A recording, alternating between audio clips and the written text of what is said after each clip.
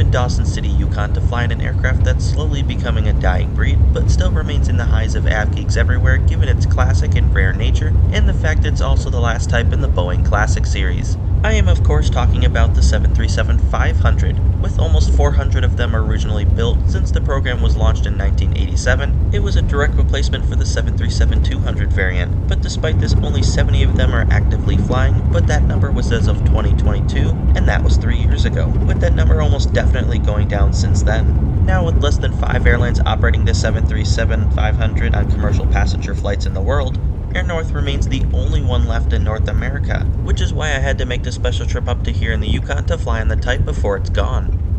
Although Air North did stop their commercial flights to Alaska, they still do operate charters from here in Dawson City to Fairbanks. And given they have to get the plane from Whitehorse up to here in Dawson anyways, and back on the return trip, they do sell these flights between Dawson City and Whitehorse on the 737-500 to regular passengers, which is exactly why you see jets operating to this very small airport.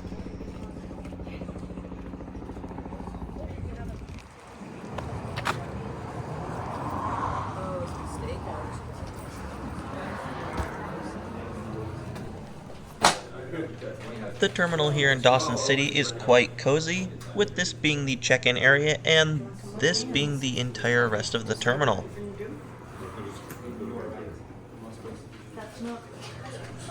But don't worry, they do have a baggage claim for arriving passengers. It's this little door right here.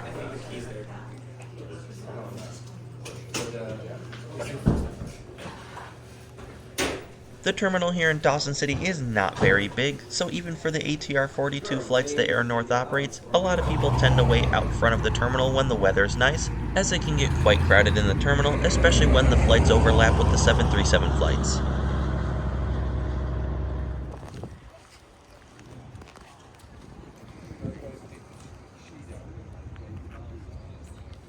For those coming off any of Air North's ATR 42 flights to and from Dawson, this green door is where you'll enter and exit from.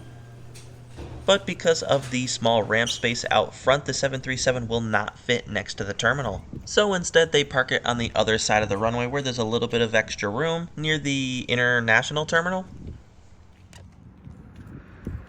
My aircraft did arrive from Fairbanks, Alaska, and like I mentioned before, it was parked on the other side of the runway.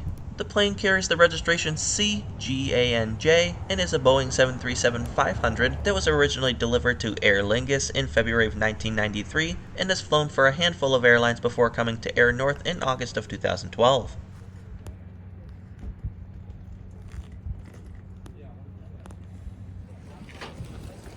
I was super excited to fly on board the 737-500 as this would be the first Boeing Classic aircraft I have ever been on. And finally the time came when we started our boarding process. They've made an announcement that everybody heading on the jet flight would have to get on the bus so we could head over to the aircraft.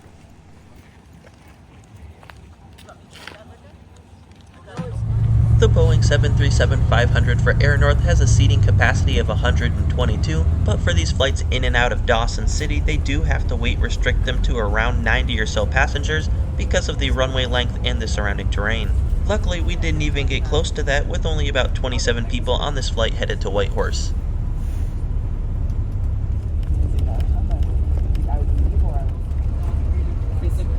It was only about a 5-minute ride from the terminal to the satellite terminal on board the bus. They did do one final document check before getting on to make sure everybody is exactly who they said they are. Out of the 4 737-500s that Air North does have, 2 of them have winglets and 2 of them do not, and my aircraft today down to Whitehorse is one of the non-winglet aircraft. Hi, good afternoon. It's always so frustrating when you book a window seat and then you get on and there's no window seat. Luckily that is not a problem here with Air North, as they do a really good job with their seat maps of saying which seats have windows and which do not, as you can see here in the seat map from their website.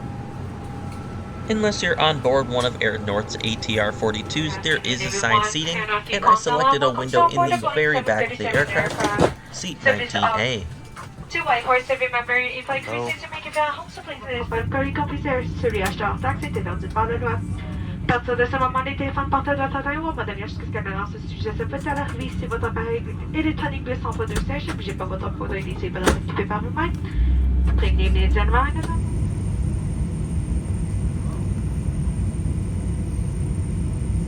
De retrait et d'enfilage. La réglementation aérienne canadienne exige que tous les passagers se conforment aux consignes lumineuses, aux plaques signalétiques et aux instructions de l'équipage de bord. Si vous avez des questions ou des préoccupations au sujet de ce vol, n'hésitez pas à les porter à l'attention d'un agent de bord. À présent, veuillez vous assurer que le dossier de votre siège ainsi que votre tablette sont en position verticale et verrouillée, que votre ceinture...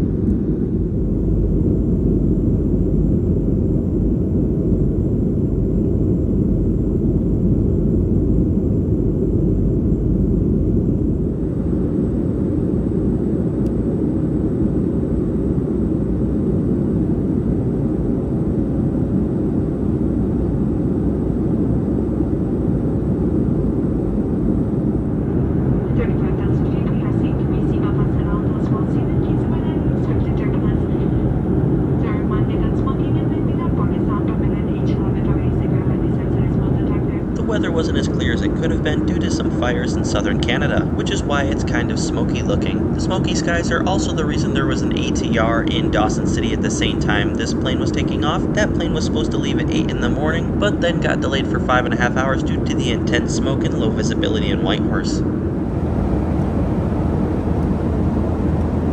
I'm 5'4" for reference, and I had a decent amount of space between my knees and the seat in front of me, and there was plenty of room at my feet as well, and even if I had put my bag under my seat, I still would have had tons of room at my feet. In the seat back pocket there was a safety card as well as the in-flight magazine and a sick bag.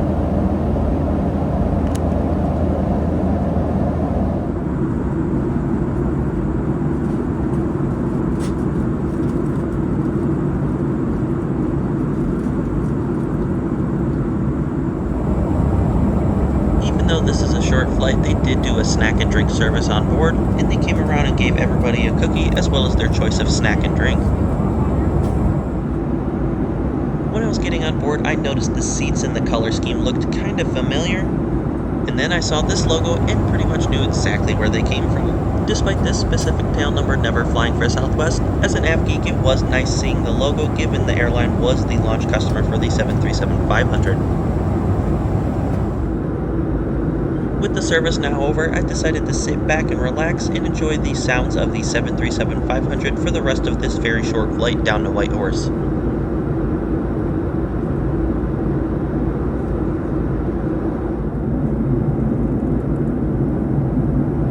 Et maintenant, notre final descend into Whitehorse and descend position easy box, c'est double trace and upright long position easy box.